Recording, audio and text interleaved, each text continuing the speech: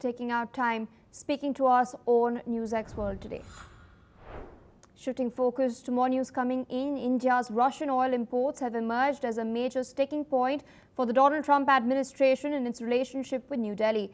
According to reports, Indian refiners have saved at least $12.6 billion over a little more than 3 years. This is based on official trade data comparing the landed price of Russian oil with crude from other countries. While the savings are significant, they are not as high as initially expected. Effective discounts narrow over time, falling to their lowest in the 2024-25 fiscal year. Now, it's worth noting that if New Delhi doesn't step in to buy Russian oil, global crude prices are likely to rise further, which would inflate India's oil import bill. Now, viewed from this perspective, India's real savings could be much higher than what the trade data suggests. With us on the broadcast is Ms. Venus Upadhyay. She's a senior journalist. Thank you for taking out time speaking to us on NewsX World. We've seen an interesting summit wrap up in Tianjin yesterday, the optics of which I think struck a chord in America, because after it concluded, Donald Trump promptly came out with a tweet slamming what has transpired at the SCO and also trying to explain why tariffs have been slapped against India. Yet India is not bowing down to the pressure that the United States is exerting. We've seen the bonhomie between Putin and Modi in Tianjin. They spoke for about 45 minutes within Putin's car itself before holding structured formal talks for an hour. So where do you see the India-Russia equation headed next? And do you think what's happened at the SCO is a wake-up call for the Trump administration?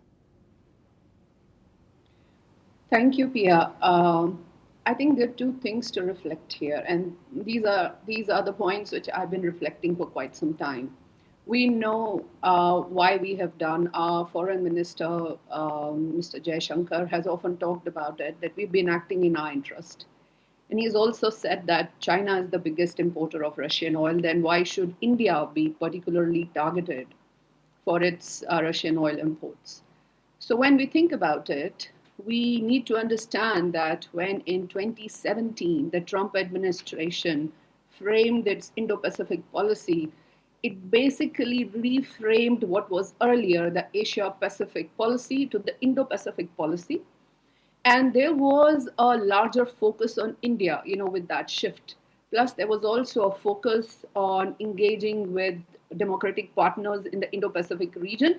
And that's why, you saw Quad, a lot of focus from 2017 onwards, went to Quad as well. Now, what's happening in today's context is somewhere you see there's some kind of a shift happening in the US Indo-Pacific policy. Probably there's more focus on Eurasian region. And so I believe that the US administration's recent behavior towards India, which I more or less see as a public posture, because there is not much logic behind it. As I said earlier, why are we being specifically targeted? So whatever the reason behind it is very noticeable that it is a public posturing that US is adopting against India. So the question obviously is, why is US adopting this public posture? I think it is to basically camouflage this policy shift that is happening from the Indo-Pacific to the US Eurasian focus. And obviously the Russian-Ukraine war is at the background of this policy shift. Plus, since 2017, when US reframed its Asia-Pacific policy to the Indo-Pacific policy, since that time, the situation in Eurasia has massively changed. The Chinese footprint in the Eurasian region, the Chinese investment in the Eurasian region has also massively transformed. Plus, at the background of it is also the increasing bilateral ties between, Russia and China. So, like they have talked about, all-weather friendship or unconditional friendship, overall comprehensive partnership between Russia and China. So I think US faces a lot more in this context, and probably the public posturing this US is adopting towards India is basically to camouflage that wider shift that is happening. Now, having said that, the second important point here is we are facing what we are facing. So, what is the public response or public posturing that we are adopting in response to this public posturing of the US? The best thing we're doing is we are asserting ourselves. And by asserting ourselves and asserting our interest, we are not only showcasing that we have the capacity to self discern, we are also showcasing that we understand where our interest lies. We are showcasing a certain diplomatic clarity. And that is where, that's the best way to assert our interest. That's the best way to assert our regional and our global leadership.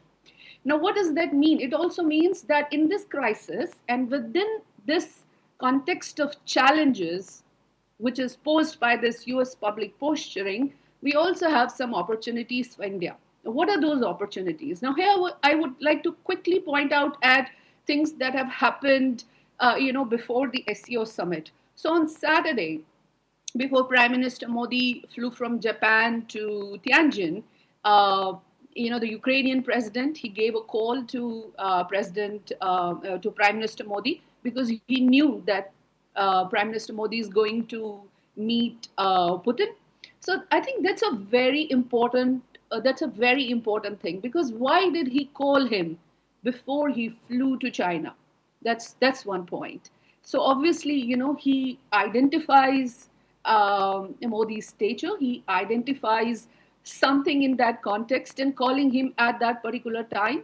Secondly, before the Alaska summit between Putin and Trump, President Putin, before the Alaska summit, called Prime Minister Modi, and after the Alaska summit, called Prime Minister Modi.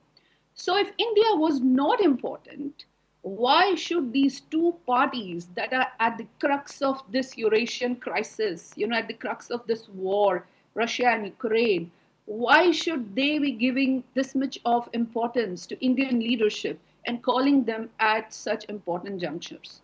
So, which means that they identify the Indian leadership in this particular context, which means India has got some role to play in this, and that's where the opportunity is.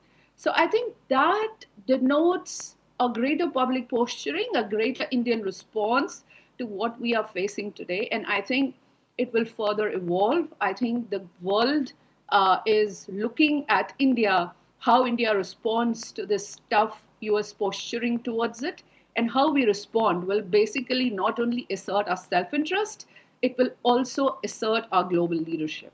That's all I have to say. Thank you. Thank you for sharing your perspective into these crucial developments